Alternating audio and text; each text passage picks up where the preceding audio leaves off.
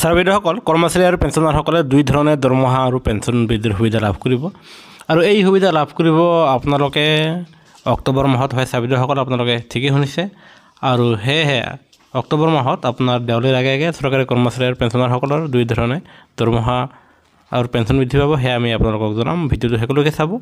আনহাতে নতুনকৈ হোৱা ছাৰ বাইদেউসকলে কৰ্মচাৰী আৰু পেঞ্চনাৰসকলৰ প্ৰতিটোতে শেহতীয়া খবৰ আমাৰ চেনেলটো ছাবস্ক্ৰাইব কৰিবলৈ নাপাহৰিব সেয়েহে আহিছে আমি প্ৰথম খবৰটো সেয়া হ'ল কৰ্মচাৰী আৰু পেঞ্চনাৰসকলৰ যি দৰমহা আৰু পেঞ্চন বৃদ্ধি বাঢ়িব তাৰে প্ৰথম খবৰটোৰ ভিতৰত আপোনালোকৰ যি মৰুগীয়া বানচ সেয়া আপোনাৰ 3% বৃদ্ধি হৈ সেয়া 58% হোৱাটো নিশ্চিত হৈছে আৰু যিটো আপোনাৰ অক্টোবৰ মাহত দেওলীৰ আগে আগে সেয়া চৰকাৰে মোকলাই দিব আৰু যাৰ ফলত আপোনালোকৰ অক্টোবৰ মাহৰ দৰমহা আৰু পেঞ্চন বৃদ্ধি পাব লগতে আপোনালোকে 3 মাহৰ এৰিয়াৰ লাভ কৰিবলৈ সক্ষম হ'ব এতিয়া আমি 2 নম্বৰ ভাল খবৰটো দিবলৈ ওলাইছোঁ সেয়া হ'ল যে দিল্লী নিৰ্বাচনৰ আগে আগে যিহেতু কেন্দ্ৰীয় চৰকাৰে অষ্টম দৰমহা আয়োগ প্ৰৱৰ্তন কৰিব বুলি জনাইছিলে কিন্তু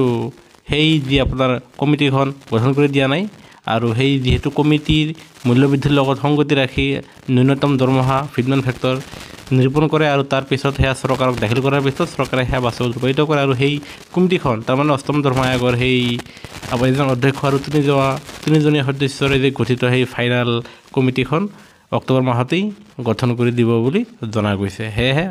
যাৰ ফলত অষ্টম দৰমহা আয়োগৰ অধীনত কৰ্মচাৰী পেঞ্চনাৰসকলে যথেষ্ট পৰিমাণে উপকৃত হ'ব আৰু সেয়েহে মৰুগীয়া বানচ আৰু অষ্টম দৰমহা আয়োগৰ দুটা ভাল খবৰ আপোনালোকে অক্টোবৰ মাহতে পাবলৈ সক্ষম হ'ব